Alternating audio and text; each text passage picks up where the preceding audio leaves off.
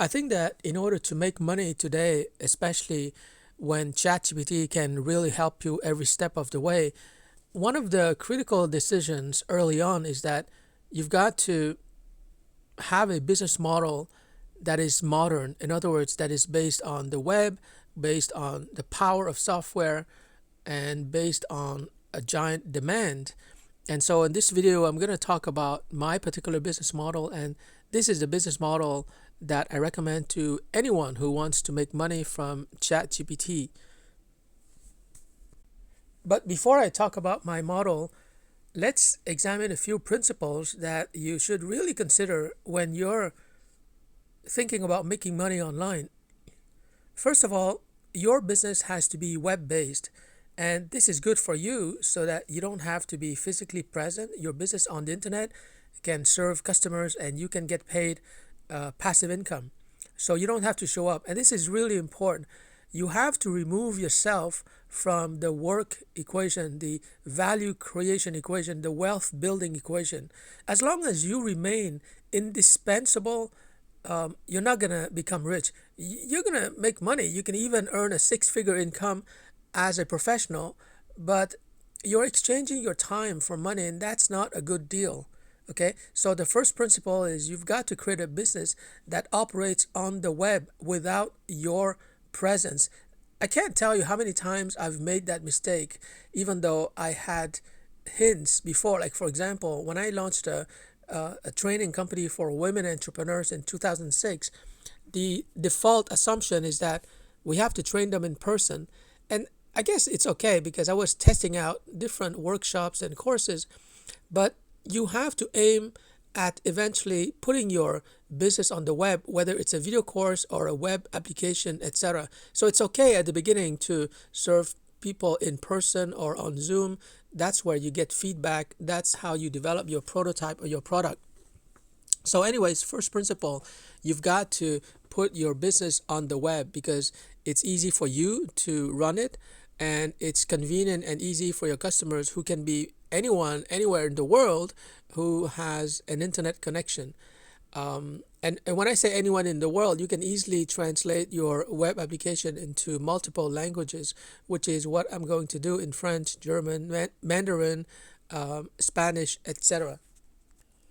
The second principle, which is more advanced, is that your online business has to be interactive. You've got to provide a way for your product to be interactive, to engage customers and users so that they get value.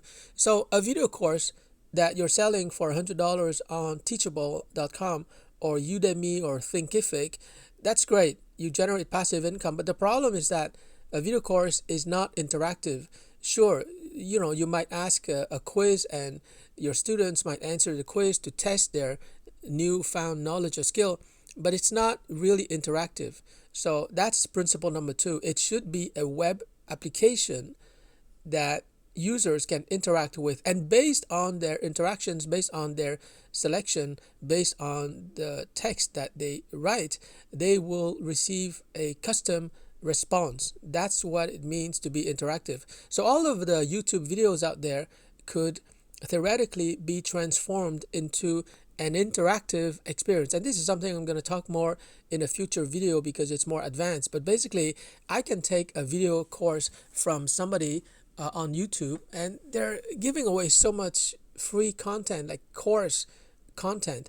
I can take any video and turn it into a web app and make money from that because the content is good, but the problem with a YouTube video is that it's one size fits all, and that's never a good idea. Every customer wants to be treated as special, unique. And I'm going to talk more about consumer psychology in a future video where I will share the framework on how that will allow you to understand consumers and what they want. Anyways, let's talk about principle number 3. Do not create the product yourself, but get it from somebody else, or at the very least, co-create the product from somebody else. Ideally, you want to take a product that somebody else has created, and this person worked really hard to develop and test the product and make sure it's functional and you want to buy a license from that person to sell that product. And the license could include something like private label rights, where you're allowed legally to modify the product and you can sell it under your own name or brand. That's really ideal. So what's happening with private label rights is that, let's say you take my email marketing course, the whole course content, okay, and I sell to you private label rights, meaning that you can change the slides, the content, the picture, diagrams, the exercises. You can modify it as you wish, and then you can stick your name on it. You can say, I'm the creator of this course, I don't mind. And then you can sell it like as if you were the creator of this email marketing video course. So that's what I mean by private label rights. But in the case of a web application, it's even better, because you can buy the source code from a developer, and you have private label rights. So you can modify the source code as you wish, depending on your audience and your customers, and you can deploy that web app through Streamlit, which is free. So that's the third principle. Do not reinvent the wheel.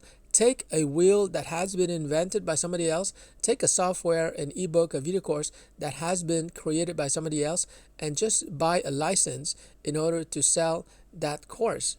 Now, if the course developer or the software developer is making money from his product, then that's your guarantee.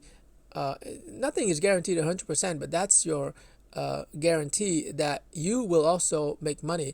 And the product developer doesn't mind selling you a license, because there's no way he can cover the entire market, right? So for example, in my case, if I develop a software program that writes business plans for people, I mean, there are millions of people who need a business plan, and also in other countries, and I'm just serving people in French and in English. So if you're German, you can buy a license to my source code, and you can translate easily into German, and you can offer a web application that writes business plans for German citizens, right? So you don't have to write a business plan. You don't have to write the programming for this web application. You're just buying a license from me, and I'm going to charge you a very small price, because I want it to be affordable. I'm not going to charge $10,000 for this source code, but I might charge $500.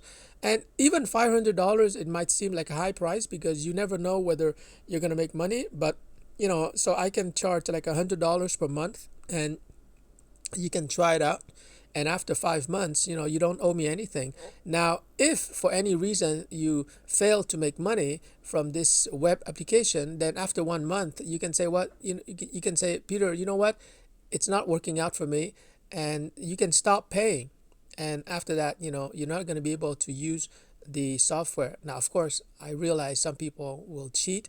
They will stop paying the monthly payment of $100, and they will still continue to run my web app. But that's the cost of business. Such people will not really succeed. It's not good for your karma. But I think that there are very few people who will do that, because if they made money from my web app the first month, they don't mind paying me the second month, because let's say they make $300 the first month. Of course, the second month they're happy to pay me $100 to continue, and I will offer them more web applications in the future. So anyways, that's the third principle. Do not create the product by yourself. You could, but realize that it's going to take a long time. So in the meantime, you need cash flow, and therefore much better for you to buy a license from a product developer. Principle number 4 is similar to principle number 3, in a sense that you should not develop a new marketing system, a new way of selling or promoting the product. Just learn from people who have done it already. Tony Robbins has been saying this since the 1980s. He says, model successful people.